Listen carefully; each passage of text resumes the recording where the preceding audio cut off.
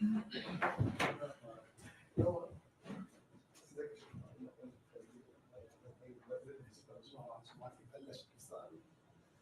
يتم الحال؟ تذكر؟ لأنه هو كان بطيء وفي مشكلة بطيء. في سنة تراك أو عنده مسؤولية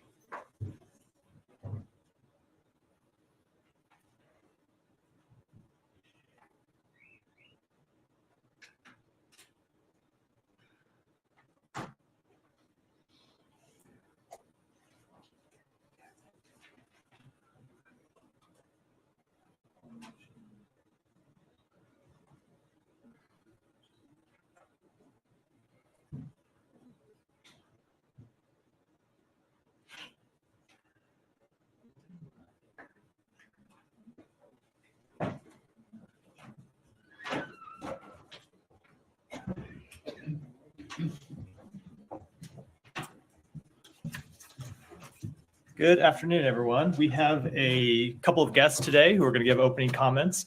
Deputy Secretary of State for Management and Resources, Rich Verma, will start, followed by Deputy Administrator of USAID for Management and Resources, Paloma Adams-Allen. They will give opening comments. So we'll be happy to take a few questions, and then we'll resume the usual briefing after they finish. Matt? Thank you. Matt, thank you. Good afternoon, everyone. Nice to see you. And I want to thank my friend and colleague, USAID Deputy Administrator for Management and Resources, Paloma Adams-Allen, for being here with us today. I also want to thank our Director of Bureau of Planning and Resources, Doug Pitkin, and our new Director of Foreign Assistance, Tracy Carson, as well as our USAID Budget Lead, Roman Napoli, for being with us here as we walk through our FY25 budget with all of you. The budget request we are sending to Congress today will allow the Department of State and USAID to continue advancing the Biden administration's vision of a free, open, secure, and prosperous world, while delivering on issues that matter most to the lives and livelihoods of the American people. The President's FY25 budget request includes $58.8 billion for the State Department and USAID. This is a $718 million or 1% increase above FY23. We are grateful for Congress's partnership in resourcing state and USAID to meet the many challenges that we face today.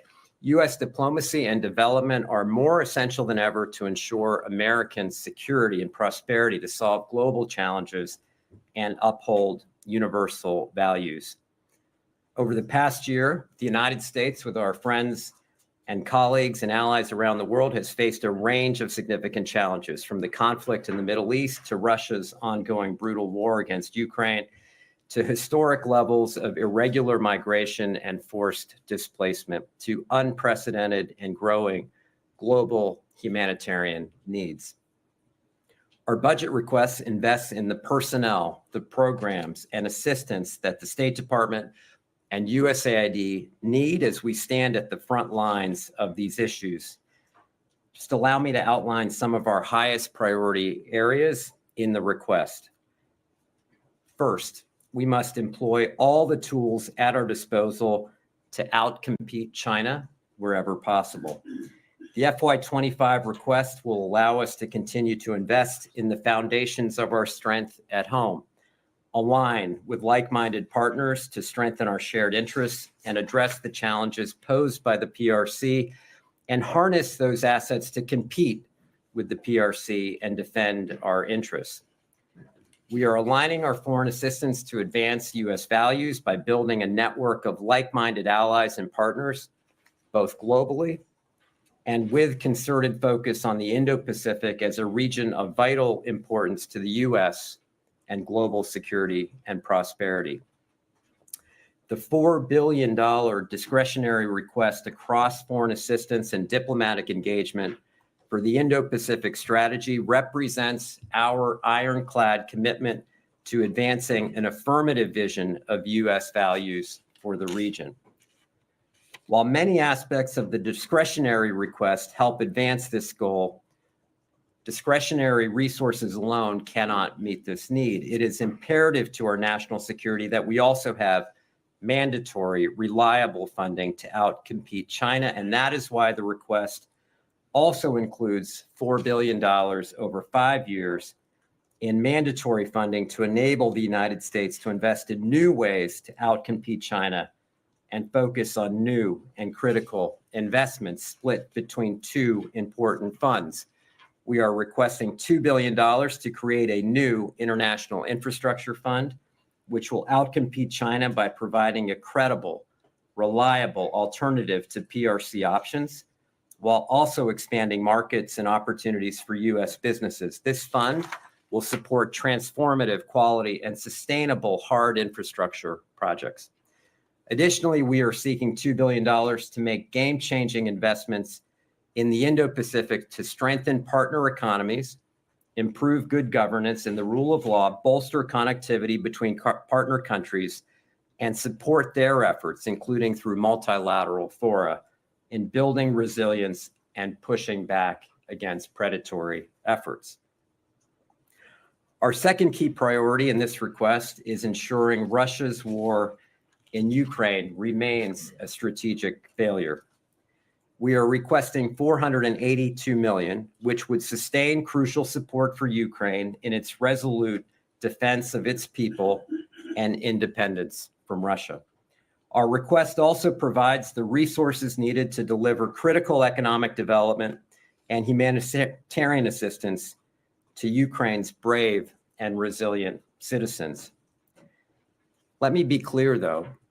These funds are in addition to the October 2023 National Security Supplemental Request. The FY25 resources start reestablishing a base budget for core and enduring programs for Ukraine, but cannot replace the funds requested as part of the supplemental. Third, advancing peace and security in the Middle East remains a top priority for us, including working with our partners to end the conflict between Israel and Hamas and deliver life-saving assistance to Palestinians. The President's request of $7.6 billion maintains our longstanding investments to support key partners in the Middle East and North Africa and their security against growing violence by extremists and Iran-linked malign actors. The funds would unlock resources to partner with citizens of the region, foster economic growth, and advance good governance and respect for human rights. Fourth, delivering solutions to shared global challenges such as irregular migration and forced displacement, countering synthetic drugs, a rapidly changing climate, and growing humanitarian crises. Now, to do this, we are mobilizing resources to promote economic prosperity, grow energy sectors, strengthen health systems, invest in food security, and to mitigate the impacts of the climate crisis. Our partnerships are crucial to tackling these global challenges and ones that affect our own hemisphere, including irregular migration, forced displacement, and the illegal synthetic drug crisis in the United States. These additional resources will allow us to work together with key allies and partners on these challenges and towards a free, open, and secure, prosperous world. Fifth, We will continue our work to ensure U.S. interests and values are protected in the digital and emerging technology sector, including through the CHIPS Act. We are grateful to Congress for providing $500 million over 5 years to work with our partners and allies to secure and expand our critical semiconductor supply chains and promote the adoption of trustworthy telecommunication technologies.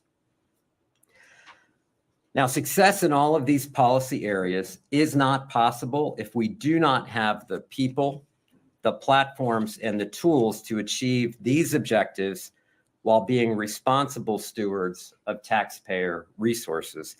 So to that end, with FY25 funds, we must also continue the Secretary of State's ambitious agenda to modernize American diplomacy, to ensure we are equipped to seize the opportunities of the 21st century. These resources will strengthen the department by improving the morale, recruitment, and retention of our global workforce, which spans the Foreign Service, the Civil Service, and our locally employed staff at embassies around the world. And to meet these global challenges and to fulfill the President's priorities, we need a growing workforce empowered by more training and greater flexibility.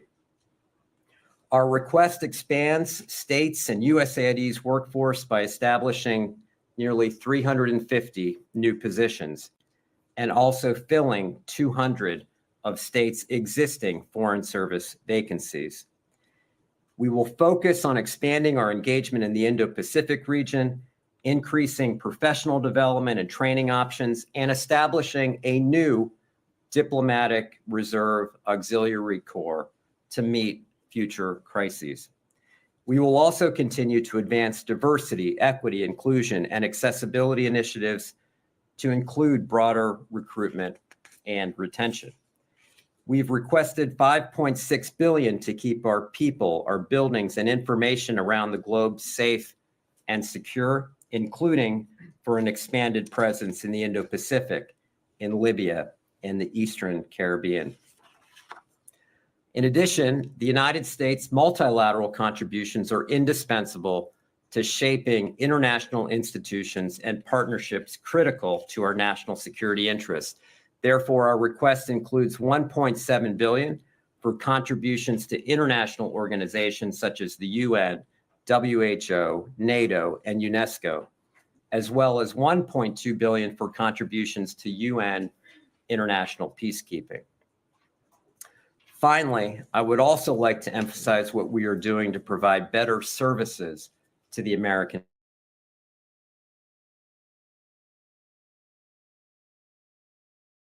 visas and U.S. citizen services overseas. Increased staffing and IT capacity will reduce wait times and improve customer service that many Americans and visitors to the United States count on. Now, as I said at the outset, this budget will advance the Biden administration's vision of a free, open, secure, and prosperous world. But it also delivers on issues that matter to the lives and livelihoods of Americans. Better, faster, and more convenient services from our consular services is one area. But so is reducing the flow of fentanyl, promoting greater economic opportunity, ensuring global health security, and creating jobs. And these are all other examples of how the department will deliver on things that matter most to Americans. Now, with that, let me hand the floor to Deputy Administrator Paloma Adams-Allen, who will address the key USAID elements of the FY25 budget request, and then we would look forward to a few of your questions as well. Paloma. Thank you, Rich.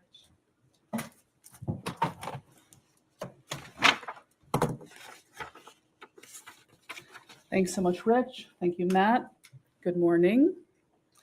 Good afternoon. As Rich has just described, we really find ourselves at another decisive juncture where U.S. leadership on the global stage is critical for continued growth and prosperity here at home, for our national security, and for extending the reach of dignity around the world.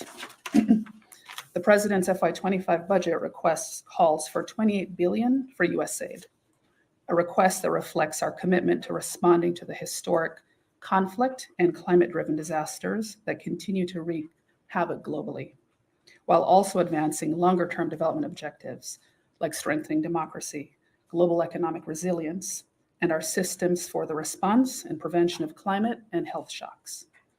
This request also assumes the appropriation of the critical humanitarian and economic support funds we've been fighting for in the National Security Supplemental. So before I take questions alongside Rich, I just wanted to highlight a few of the areas that are critical for USAID. On the humanitarian assistance front, in the last 3 years alone, due to natural disasters and ongoing conflicts in the Middle East, Eastern Europe, and beyond, the number of people in need of assistance has grown to 300 million, an increase of 64 million from 2021. For the US to continue to lead, to support our partners and allies, and to save lives amid some of the world's toughest challenges, this year's budget requests $6.3 billion for USAID's humanitarian assistance efforts, which cover an average of 75 crises per year, including ongoing emergencies in Gaza, Haiti, and Afghanistan. It also includes $1.1 billion for USAID's Feed the Future programs to address the global food crisis, driven by climate-induced shocks and exacerbated by Russia's war in Ukraine. Ukraine's long-term economic stability depends on its ability to continue generating revenue. So this year's request includes $321 million to bolster its economy, including building up its energy infrastructure and increasing agricultural exports. It also includes funding to continue the support that the government provides in terms of basic social services, as well as the Ukrainian people's work to strengthen democracy. In terms of our economic and democracy strengthening priorities, we know that leveraging private sector capital and business expertise is critical to closing the gap between the current levels of development assistance and the increasing need. So we're requesting $50 billion for USAID's EDGE Fund, which is already generating partnerships and attracting the additional resources needed to promote sustainable business practices, market-based innovations, and inclusive entrepreneurship. And we're asking for another $50 million to boost the economic resilience of countries facing mounting debt, slowing growth, high inflation, declining investment, and widening inequality, all of which we know can undermine democratic gains. To meet the urgency and magnitude of the digital threats to development progress, the request includes $94 million to scale USAID's digital, cyber, and emerging technology programming, including our work to build and strengthen open, inclusive, and secure digital ecosystems and leverage proven technology for better development outcomes. To meet our commitment to tackle the global climate crisis, this year's budget requests $2.8 billion for USAID-managed climate programs that lay the foundation for the modernization and expansion of the energy infrastructure needed to power schools, hospitals, and economic growth. We will also continue to increase food and water security by providing people with access to life-saving early warning systems and more resilient agriculture and conservation practices. To reaffirm the U.S. global health leadership, the budget request includes $4 billion for USAID-managed accounts to prevent child and maternal deaths, bolster nutrition, control the HIV/AIDS epidemic, protect the global health workforce through the President's Global Health Worker Initiative, and it includes $650 million for USAID to sustain global health security programs to help detect, respond to, and prevent future infectious disease threats. And last but not least, as Rich noted, we're supporting our people. Beyond our critical programmatic funding, this request also reflects our commitment to strengthening and investing in our global workforce. With our $2.2 billion request, we are prioritizing the recruitment, retention, and training of the personnel with the skills and experience needed in a modern development and humanitarian enterprise. So an additional 145 positions will help us grow our ranks of career humanitarians, contracting and AI specialists, economists, engineers, and others. And it will position us to better address the compensation and other concerns of our local staff who serve our missions overseas, ensuring that we live up to our values, but are also able to compete for much needed talent. So to wrap up, from day one, the Biden-Harris administration, the United States has confronted and led the world to respond to complex threats and the most pressing global challenges of the day. We look forward to continuing this work with the support of the American people. Thank you. Okay. Take a few questions. Matt? Thanks. I guess these are to both of you. And I don't know, Rich, do we call you ambassador or deputy secretary? Whatever you What do you prefer? Rich is great. Okay. I have a couple, but I think they'll be really quick. And the reason that I have a couple is because we have not actually seen the Function 150 justification. We've only seen a couple fact sheets that I think have it been came sent out. out. Just Well, I haven't seen it. It's not been in my email. So anyway, but I think these will be real quick. Ukraine, in the 2025 budget, you said 482 million. Was that correct? correct. And then, but that's on top of what is in the supplemental, which has not yet been approved already, That's correct. which is, how much is that? That's part of the 60 billion? It's 16.3 billion. 16.3? Yes. Okay, so all right, and then okay, I just wanted to make sure that was right. And Matt, I'll just make the point that I made, that this base budget in FY25 is not a substitute for that supplemental, and that supplemental is growing more and more important every day.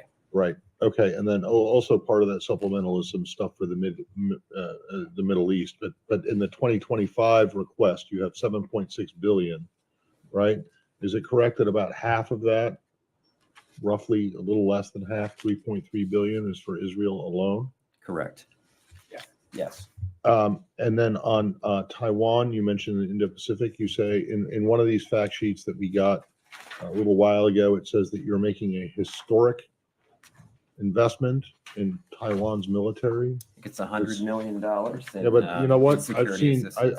I've seen individual arms sales to Taiwan that you guys have put out to TechRo that are more than 100 million. So I don't understand how this is historic. Can you explain that? And then I got one last one, which is about embassies and consulates. I don't know if you want to take those. Happy to take that. Hey, look, we break out Taiwan for the first time and have a specific line item for it. Reaffirms our commitment to security assistance for Taiwan and to a free and open Indo-Pacific. I think it's very clear. I think it stands on its own. Okay, but I mean, it is not in itself historic because the size of it is not historic. I mean, you guys have sold. Yeah, here's you what I guys would have say.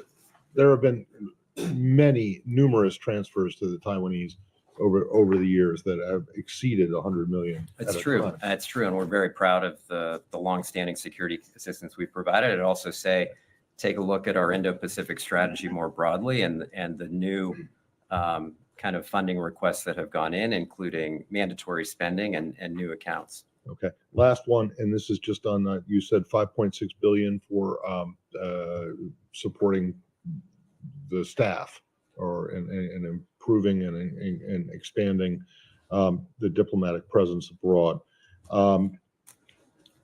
Does that include funding for the new embassy in the Seychelles, which I know that you were there to announce, the Maldives, which former Secretary Pompeo was there to announce, and is there any funding for the consulate in Western Sahara that was announced by the previous administration? And is there any funding for a consulate in Jerusalem? So I was in Seychelles. I was also in Maldives. So Yes. glad to see the progress there, and we are. Western Sahara, Jump up. Yeah. Western Sahara, not at this time. I think there's some of the planning is still ongoing for the appropriate presence given the security conditions. And then at this point, no additional funding for Jerusalem at this point, but that still remains at a planning stage. All right. Then you mentioned Libya and the Eastern Caribbean. So in Libya, where?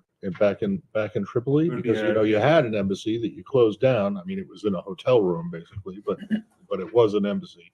We're in active negotiations for an interim facility that will provide appropriate security and staffing support adjacent to other international. In Tripoli. Yeah. All right. And then you mentioned, Rich, the Eastern Caribbean. Eastern Caribbean. Where? That planning is still going on, but Or there are where? several islands The secretary has not made a final determination on which specific islands. That planning is ongoing, but would enable two very small focus posts. This would build on the vice president's trip where she made the initial announcement, and the planning actually does continue. And I think what you'll see is a very strategic focus on key areas where we believe having a diplomatic presence is important: the Indo-Pacific, Eastern Caribbean, coming back to Libya. So these are, again, I think reflective of the need to be where the greatest kind of urgency and some of our crises are, but also just to kind of regularize our diplomatic presence in Thank you. Plum, you want to add anything? No. Good. Okay. Amira?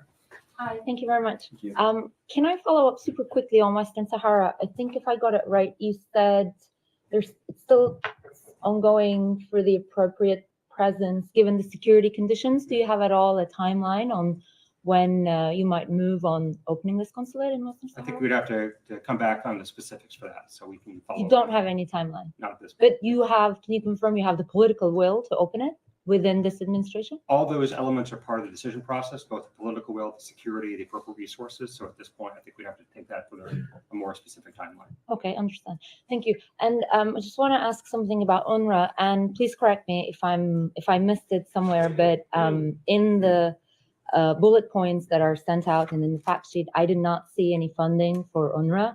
I do believe it falls under State Department, USAID. So does that, I mean, is it somewhere that's hidden or we haven't seen, or? We have, as has been discussed here, I think multiple times, we have a pause on our funding to UNRWA until the investigation is complete. That doesn't mean we are not providing funding for Gaza, for the West Bank, for the humanitarian needs, and there's a significant commitment in here. But until that particular investigation concludes itself, we're going to look to other organizations as we do today, World Food Program, UNICEF, other outlets. Right. And so it would be wrong to say that U.S. has written off the possibility to resume funding for UNRWA. I think what I would say is there is a pause pending the outcome of the investigation. And you said there's significant commitment for Palestinian people. I've seen 3.3 for Israel. Does that number include for West Bank or Gaza? No, there's an additional amount of funding. I think it's around, Tracy, you want to take that? There's Yeah. 10.3 billion in humanitarian assistance, and those are the sources we would use to support Palestinian refugees. Okay. And in terms of the agencies, those WFP, did you say? Yeah, I think, look, we work with a range of partner agencies, and that's what we do today to deliver the assistance, and we'll continue to do that. Thank you. Thank you. No, that's it. Okay? Thanks so much. I appreciate that. Questions, if I may, on Eurasia, Central Asia, and Europe. A lot of heavy lifting there, 999. You mentioned some portion will go to Armenia's economic and democratic resilience. Can you just give the numbers? How much of that portion will go? Sorry, to you said on Armenia? Armenia. Yes. Okay, you got it. I'll get back to you on that. In one sec, we have it broken out, but we'll make sure we get I that. appreciate that. On democracy programming, I didn't see any funding for upcoming democracy summit for 2025. Do you guys not expect a summit for 2025? There's $3 billion in democracy, and of that, we're assuming roughly 345 million will support the work that we've been doing related to Includes summit. I appreciate it. And finally, Madam Deputy Administrator, can we speak to how much past couple of months impacted the capabilities in terms of delivering your humanitarian assistance in Ukraine? I see funding for upcoming year, but if you don't have local partners who will help you in Ukraine to deliver the assistance, how much past couple of months have impacted your capabilities? So we're still providing assistance in Ukraine. We provided about 14.6 to 14.6 million folks. So we still have ongoing funding. The challenge will be if we don't get the supplemental funding, that's where we will have to cut off 400 or so health centers. They're providing support, food assistance that's going out to folks. So we are currently providing assistance, but that is ramping down, and that's why we need the supplemental. Roman, do you have the figure on in terms of numbers of folks who've received assistance? Sorry for. Appreciate it. So that continues. our issue. This is why the supplemental is so urgent. Thanks so much. I'll just Give me answer your Armenia question. The budget assumes $52 million for Armenia. Thanks so much. Thanks. One more from Nike, and then we'll wrap and I'll Thank you. This question is to follow up and to clarify to both of you.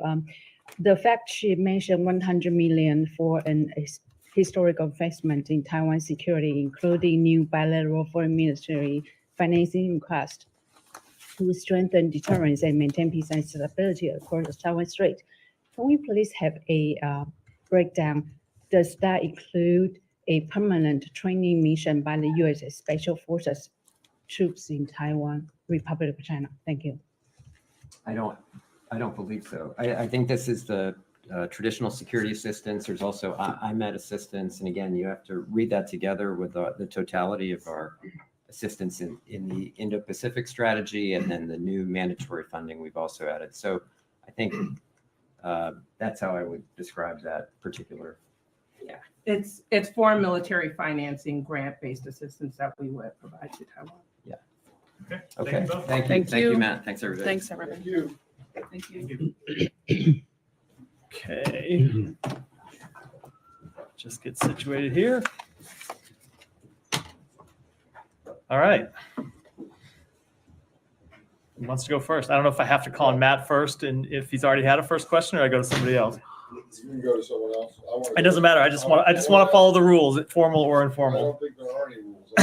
So we'll go to someone who hasn't asked. We'll go to someone who hasn't asked a question. What can you tell us about the expectations for the meeting in Jamaica today? So the secretary is in Kingston, Jamaica today to attend the CARICOM high-level meeting on Haiti to advance a compromise on the ongoing political stalemate threatening the country's citizens and security. The proposal that is on the table that CARICOM has developed over the past several days in consultation with Haitian stakeholders, in consultation with the United States, would expedite a political transition through the creation of a broad-based independent presidential college to steer the country toward the deployment of a multinational security support mission and free and fair elections. And that's what I expect the secretary will be discussing with his colleagues. Prime Minister Henry have any presence there virtually or other? I am not aware of any, but as always, I will defer to him to speak to his travels. And is it your understanding he's still in Puerto Rico? Again, I'm going to defer to him to speak to his And then travels. can you tell us any more about the decision to evacuate some embassy personnel? So as you may aware, we have been on order departure status since last July, where we have ordered a certain number of embassy personnel to leave. Since we went to that status last July, there have been embassy personnel that have left at different times, and at times we have moved additional personnel in. So we had a number of embassy personnel that left over the weekend. We had additional security forces that deployed to the mission because of the security situation there, and we'll continue to assess the situation and make whatever appropriate decisions we need to protect our staff and personnel there. Can you say anything further about any American passport holders in Haiti? If there's any American citizens reaching out to the embassy, hoping for assistance, given the precariousness of flights in and out of Haiti and things that are developing quickly? So we are in contact with a number of American citizens in Haiti. I do want to reiterate that we have had a level 4 travel alert for Haiti for more than 4 years now, making very clear to American citizens that number 1, they should not travel to Haiti, that it is not safe to travel to Haiti, and number 2, that if they are in Haiti, they should leave as soon as it's safe for them to do so. Now, obviously, that's a warning that has been in place for 4 years. It's not safe for a number of them to leave right now, and they're not able to leave right now because the airport has been damaged and commercial carriers have suspended flights. So what we are asking U.S. citizens to do today is to register through our crisis intake form, which you can get to through the embassy's website, and we will communicate with them the best information we have when we have it. Humera, go ahead. If it's on Haiti, let's finish up on Gaza, Haiti. Yeah, we'll finish up on Haiti, then go. Yeah, Nike. MSS, the United States has placed $200 million assistance to the multinational security support mission to Haiti. Can you provide more details on MSS? What are the exact plans? And is the United States able to execute the assistance under current security circumstances? So we are committed to the success of the MSS. You have seen not only the United States commit money to the MSS, but also the Secretary has met with his foreign counterparts to seek to raise funds from additional countries to fund the MSS. Secretary spoke to the President of Kenya on Friday to discuss the deployment of the MSS. And we continue to look to expedite that mission as soon as possible. And so that's something we're in conversation with the government of Kenya about, and something we're in conversation with other countries around the world. And I can assure you that the United States will do its part to fund that important mission. Can I please follow up? Sure. No offense here, but just for example, it's fair to assume the Kenya forces do not speak Creole. So my question is, how are they going to communicate with the Haitian National Police? How are they going to tell who is good cop, who is bad cop, and something goes with other multinational forces? So I will defer ultimately to the government of Kenya to speak to how that mission will operate. We are there in a support function with providing them financial assistance and providing them logistics support. But obviously there are translators that you can bring to bear. There are other resources you can bring to bear to work through those issues, and it's something that we will look to do in the coming weeks. The State Department's Bureau for INL used to have some teams on the ground to help with the Haitian police, national police forces to fight drugs, illegal drugs and crimes, and to help maintain security. Are they still there on the ground, or where are they when violence happens? I'll have to take that back and follow up. I'm happy to look into it and follow up with you. Anything else on Haiti before we move on? Hands go up, hands go down. Go ahead, Tom. We're okay to move on now. Why is the United States building a port off the coast of Gaza when there's a perfectly good one? Wait, I thought we were still on Haiti. Nothing else. Okay, we are moving. Okay. Yeah, let me just, I'll come to you. Yeah, next. no, that's fine. Let me just make sure, I want to close out Haiti before we move on. Go ahead. Okay, thank you. So what's going to happen with U.S. citizens who are still in Haiti? Are there any evacuation plans? And then second, how does this affect the southern border in terms of migrants and also drugs? So I had spoke to the question with respect to American citizens a moment ago, which is that they should register with our crisis intake form. We will provide them information to the extent that we are able to do so. The airport is currently has been damaged, and the commercial carriers have suspended flights. And I just want to reiterate that we have made very clear for more than 4 years that United States citizens should not travel to Haiti. With respect to the question about the border, I would defer ultimately to other agencies to speak to this now. Haiti or something else? I promised Tom I'd come to him first, and then I'll. Why is the United States building a port off the coast of Gaza when there's a perfectly good one about a 30-mile drive further north? In fact, a major international container port. So we are looking to build, or exploring a maritime option to get humanitarian assistance into Gaza, because the other options have not proven sufficient so far, is the bottom line answer to that question. So we have providing airdrops. So we've been providing those over the past little over a week to get emergency assistance in, and we are exploring a maritime option to get additional assistance in. But I should be clear, and you've heard me say this and others from the administration say that it is no substitute for assistance continuing to come in over land. And so we'll continue to push for it to come over land. Now, whether that comes through Ashdod port and then travels over land, or it comes through Jordan or comes from Egypt, ultimately doesn't actually matter. It matters it matters that it gets into Gaza, whether it comes through a port or another means. So we're going to push to see the land routes expanded. What we are doing is to supplement that, not replace it. But that, I mean, it's turned what is a political issue into a logistical one. This is not about, trying to get into some remote region of the world with a natural disaster. This is a place that is very easily accessible. And you talked about, the current situation you haven't been able to get to sufficiently. That means you haven't been able to persuade the Israelis to let enough aid in over land and to secure its distribution. So why is that still a problem?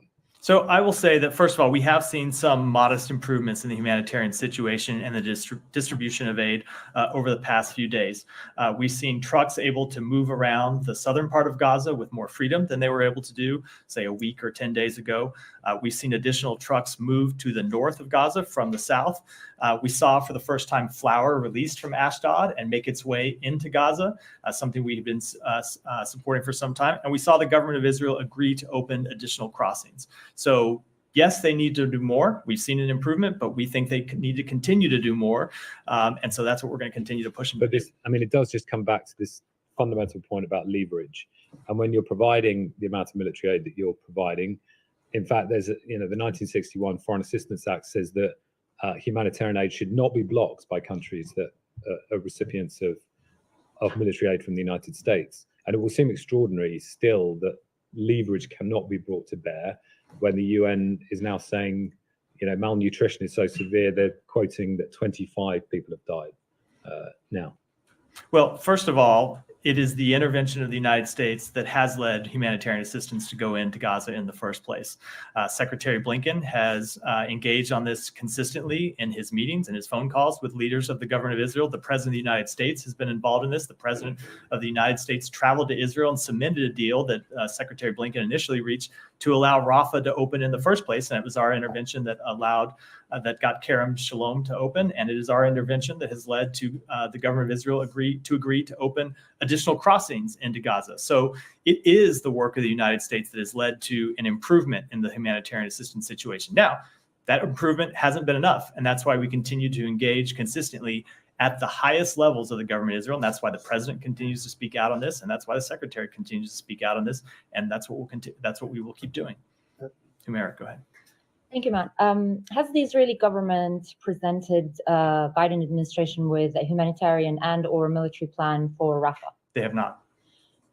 What is your latest assessment based on your conversations with them, whether or not they would go ahead without the humanitarian plan? So I won't speak to the conversations that we have had with them, but we have made clear, both in those private conversations and as you have heard us say publicly a number of times, that it is our judgment that they should not go into Rafah without a humanitarian assistance plan that is credible and that they can actually implement. Right.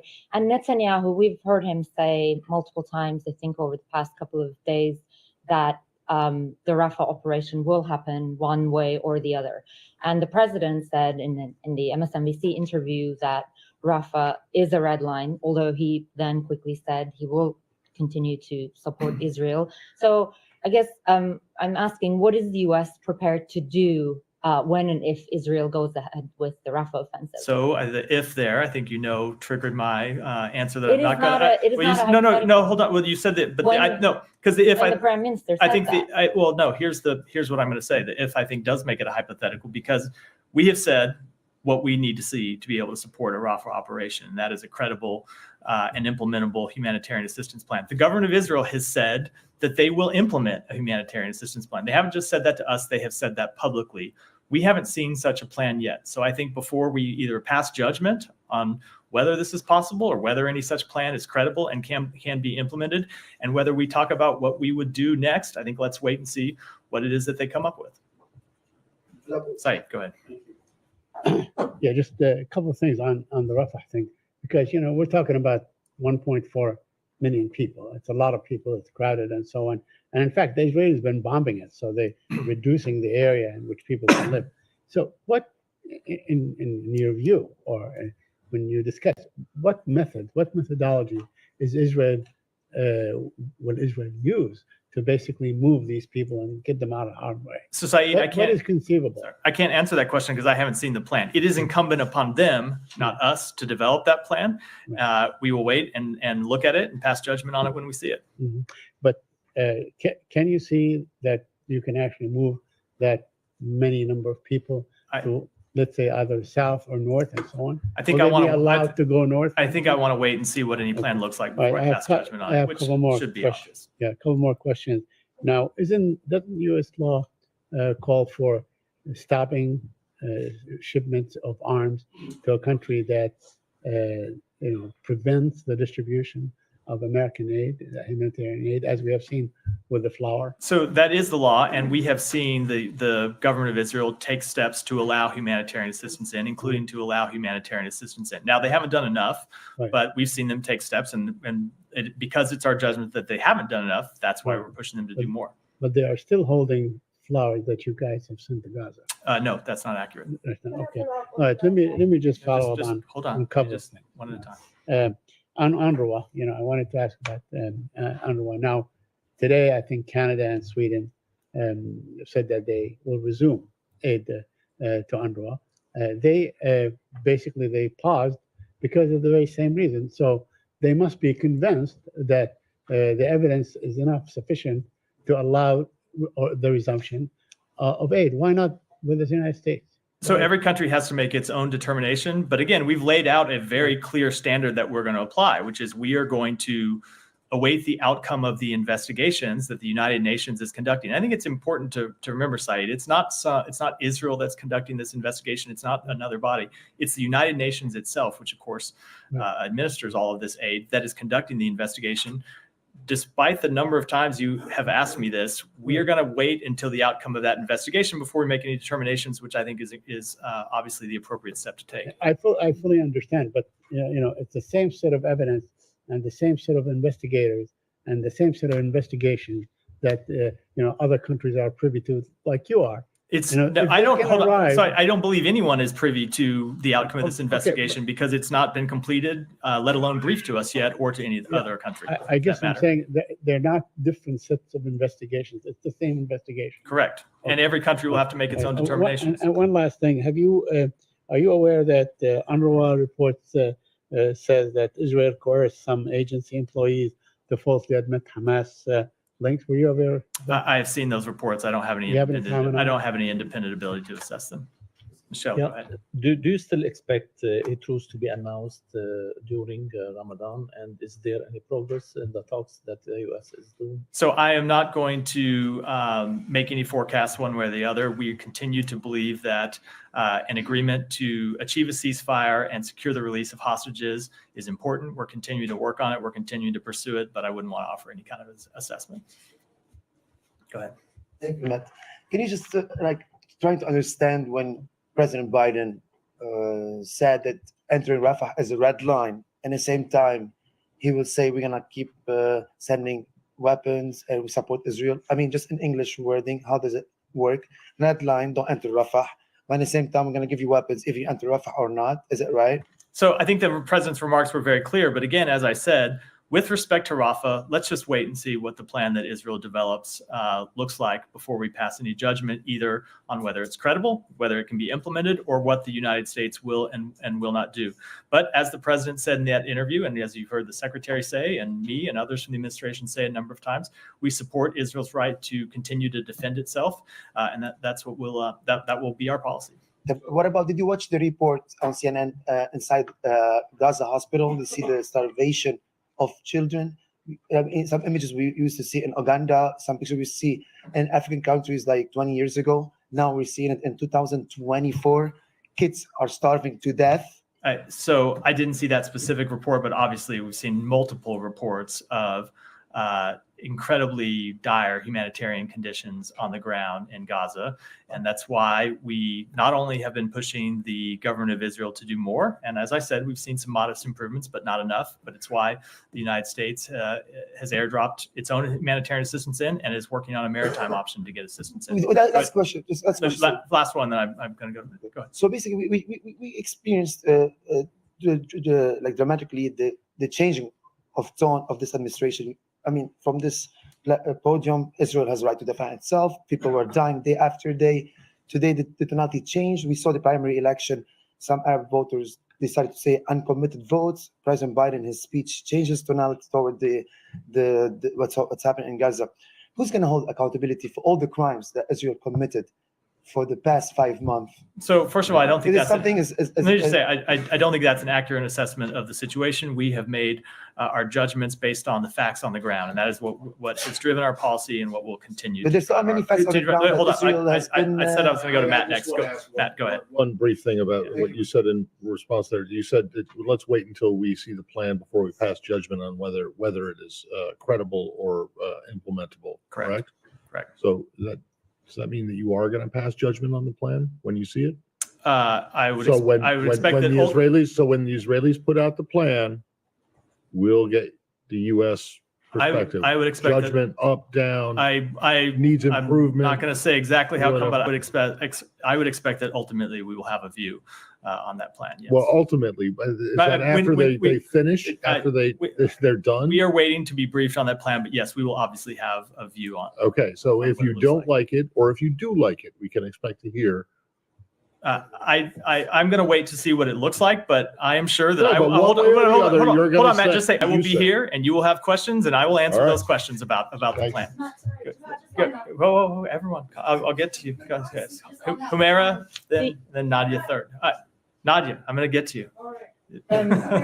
You seem to be putting a lot of hope on that plan, but does the administration have any indication or any knowledge that the plan is being indeed developed? That the government of Israel has said privately to us that they're developing such a plan, they and said they so hold on, in so recent America, days? and they have said publicly that they are developing Right, a plan. that was a little while ago. Like, I mean, this moves really, really fast, and we've seen Netanyahu sort of, say things that they're going to go ahead with Rafah regardless. So do you you're still certain they're developing this I plan? cannot speak for any government but my own, and I can tell you that they have told us that privately, and they've said it publicly. And just one last thing, because I think I'm just going through your answer to Tom's question.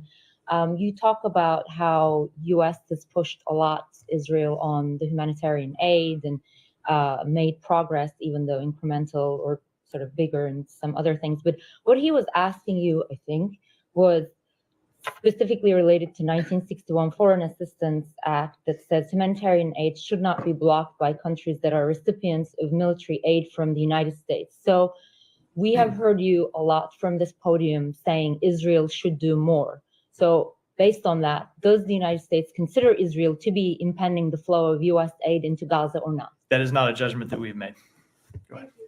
Thank you, Matt. Two questions on Turkish foreign ministers. Fidan's meeting with Secretary Blinken last week. First, the joint statement mentions a commitment to a result-oriented